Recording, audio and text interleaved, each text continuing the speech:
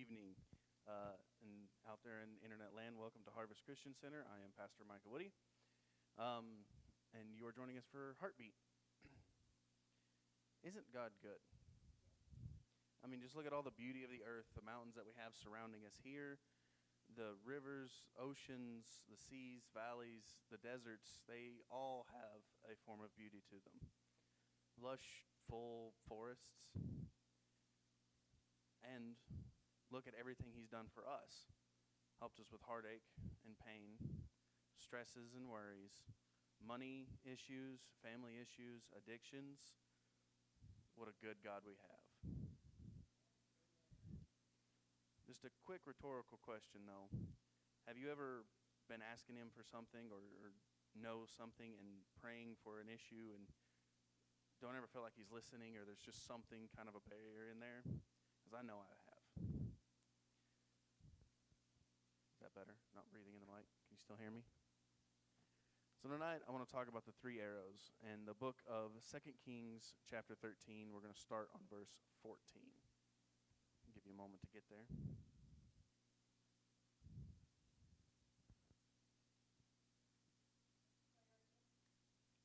2 Kings chapter 13, beginning with verse 14.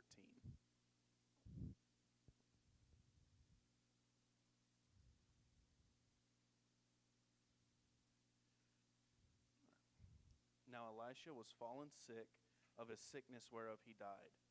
And Joash the king of Israel came down unto him and wept over his face, and said, O my father, the chariot of Israel and the horsemen thereof. And Elisha said unto him, Take bow. And he took unto him bow and arrows.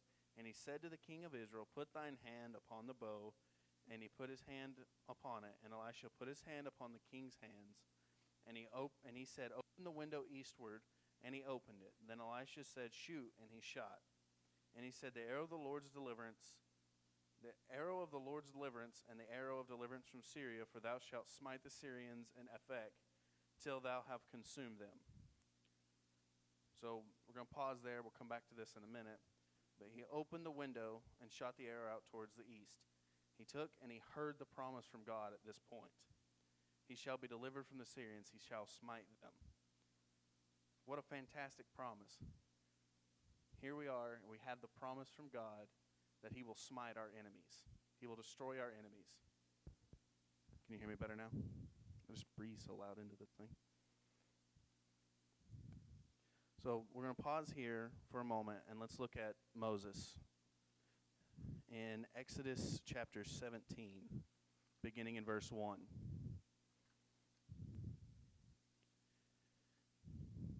And all the congregation of the children of Israel journeyed from the wilderness of Sin after their journeys according to the commandment of the Lord, and pitched up in Rephidim, and there was no water for the people to drink. Whereof the people did chide with Moses, and said, Give us water that we may drink. And Moses said unto them, Why chide ye with me? Wherefore do ye tempt the Lord? And the people thirsted thereof for water, and the people murmured against Moses, and said, Where is that thou hast brought us up out of Egypt to kill us and our children and our cattle with thirst? And Moses cried unto the Lord, saying, What shall I do unto these people? They be almost ready to stone me. And the Lord said unto Moses, Go on before the people, and take with thee of the elders of Israel and thy rod, wherever thou smotest the river, take in thine hand and go. Behold, I will stand before thee upon the rock in Horeb, and thou shalt smite the rock, and there shall come water out of it, that the people may drink. And Moses did so in the sight of the elders. So here we have another promise that where he goes and he smites the rock, he will have water and save his people.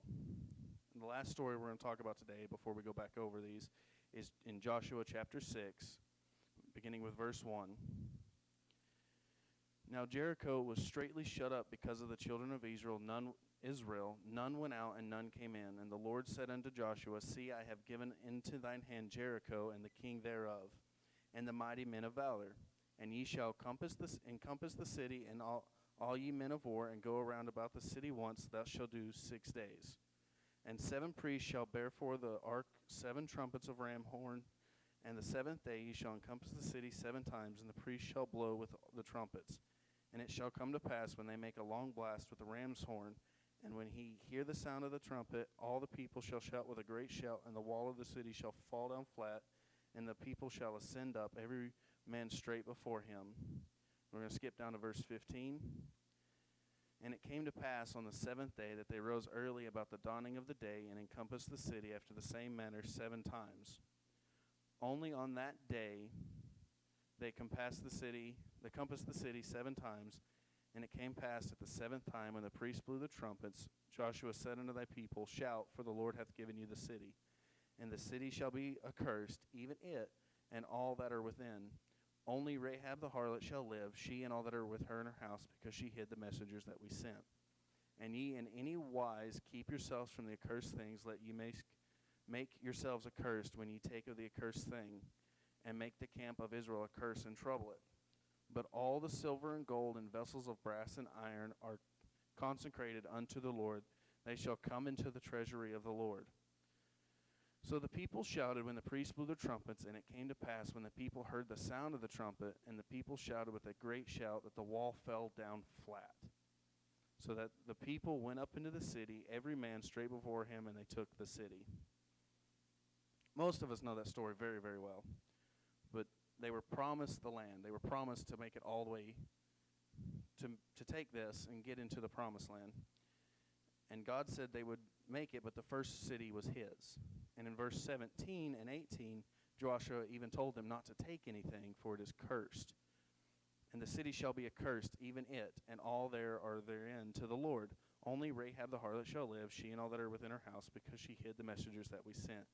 And ye in any wise keep yourselves from the accursed thing, lest ye make yourselves accursed, and ye take of the accursed things, and make the camp of Israel a curse, and trouble it. Don't take anything. You will curse us all. And so in Joshua chapter 7, we're going to look at the second part of this story now. But the children of Israel committed a trespass, and the accursed thing, for Achan, the son of Carmi, the son of Abdi, the son of Zerah, of the tribe of Judah, took of the accursed things, and the anger of the Lord was kindled against the children of Israel. And Joshua sent men from Jericho to Ai, which is beside Beth-haven, on the east of Bethel, and spake unto them, saying, Go up and view the country. And the men went up and viewed Ai. And they returned to Joshua, and said unto him, Let not all the people go up, but let about 2,000 or 3,000 men go up and smite Ai, and make not all the people to labor thither, for there are but a few. So they went up thither of the people about 3,000, and they fled before the men of Ai. And the men of Ai smote of them about 36 men, for they chased them from before the gate, even unto Cherubim, and smote them in the going down. Wherefore the hearts of the people melted and became as water. And Joshua rent his clothes and fell to the earth upon his face before the ark of the Lord until the eventide, he and the elders of Israel, and put dust upon their heads.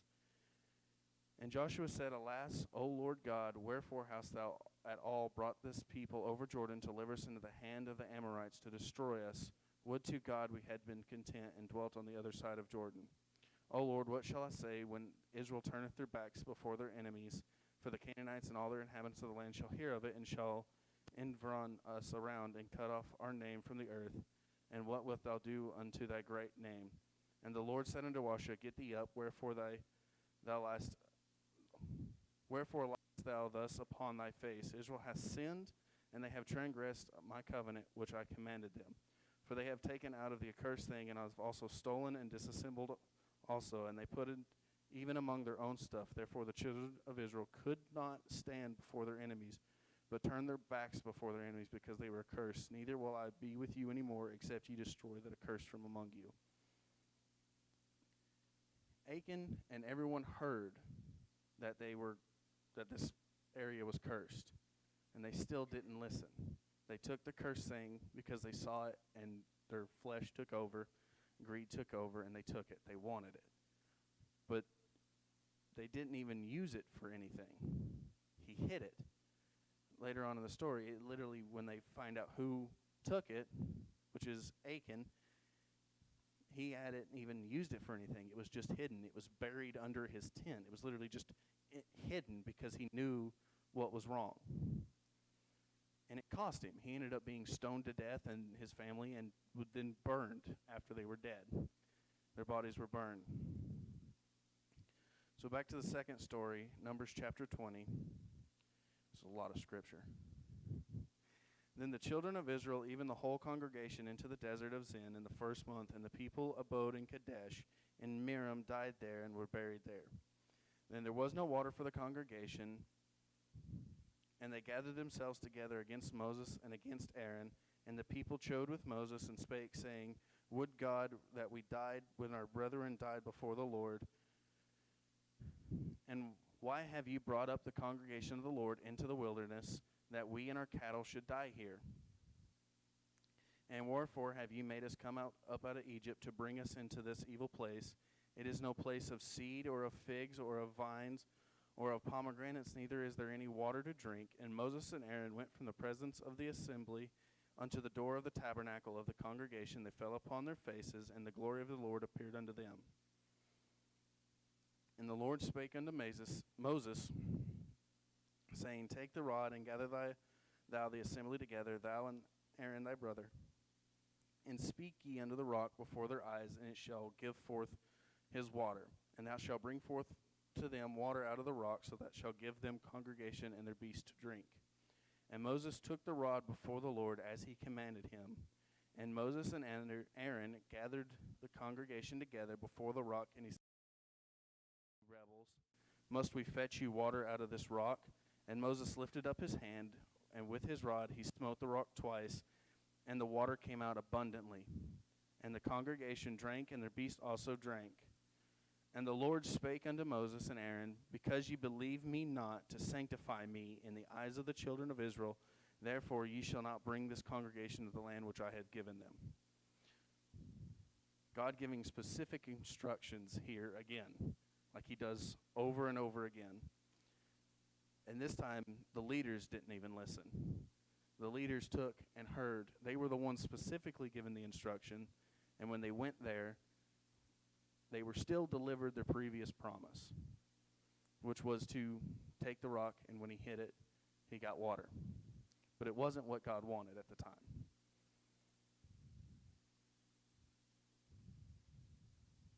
And it ended up costing them the ability to go into the promised land. They were not allowed to step foot in there. They had to have other people go in. And back to the original story in 2 Kings chapter 13, we're going to pick up at verse 18. And he said, Take the arrows, and he took them, and he, Elash, said unto the king of Israel, Smite upon the ground, and he, the king of Israel, smote thrice, and stayed. And the man of God was wroth with him, and said, Thou shouldst have smitten 5 or 6 times. Thou hast smitten Syria till thou hast consumed it. Then hast thou smitten Syria till thou hast consumed it. Whereas now thou shalt smite Syria but thrice. So the king of Israel, when he opened the window and shot the arrow, was given the promise. He had the promise that he could take Syria and it would not be destroyed, and he could conquer Syria. Then he turned around and was said, Here's the other part, your part. Put in your work. He only gave half effort. He only put in as much as he thought was necessary. He didn't have a metric, so he just gave some effort. I just wanted to say and wanted you guys to think on this about the promises that we have on our lives, the great things that every single one of us have. Every single person here is a special person with a special promise on their life. But we have to listen to God, to the details, and we have to follow. We have to grab the arrows that are in front of us and use them to the best of our ability. To the full effort, to listening to exactly what he says. If that's the arrow to lead the media team, or being a youth pastor, or the children's pastor, or the lead pastor, to lead praise and worship, to do cutting the grass, to be just a prayer warrior, which is not just, but any of those things, all the little details, every little part of ministry, We need to be able to grab the arrows that are in front of us and hold on to them and use them with everything that we have. That's how we get to the promises. How many of us can honestly say that every day that we reach out for the promise, take hold of it, and use it? Because I can promise you I don't. I get worn down by work. I work crazy hours. I wasn't here last Wednesday because I worked till past church started, and I was up at 5 a.m. to get to work. I get pushed down. I get beat down by work and life outside of church, and I don't do what I'm supposed to do. Every little job means more than you could ever imagine. We are the body of Christ, and as a whole, we need to take the arrows and to use them to the best of our ability and to go beyond everything we do, to push as close to God as we can. I know I want to strive better to grab the arrows, to do what I need to do, and to smite and to push further till the enemies and the mountains and everything that's in my way is out of the way. Even if that's till the very end, if I have to fight, I want to fight. So I just came to ask some more questions. Do you know your promise from God? Are you even close to your promise from God? Do you know what he's asked you to do? Have you even started on what he's asked you to do? Have you grabbed onto the arrow of Christianity truly, or are you just going through the motions? I just want you guys to think on that. We thank you for joining us today. I'm going to pray, and then we can get into worship here. And you guys should come join us on Wednesday nights because we do a great worship after Heartbeat. Thank you for letting us all be here today, Lord. Please keep us safe on the way home. Please let us think on this and see where we need to step up and where we don't need to. And let other people take control and let them use their arrows in our place. We love you. We praise you. In your name, amen.